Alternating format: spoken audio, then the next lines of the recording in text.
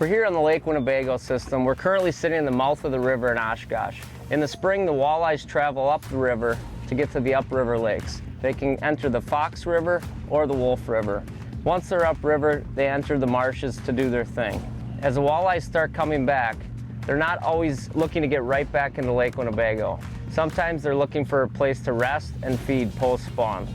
From the mouth of the river all the way up through the upriver lakes, there's a variety of flats that are adjacent to main channel current areas. Walleyes don't want to sit in the main current and have to fight all day. They'd rather lay on a flat that has just a little bit of current to bring them the food.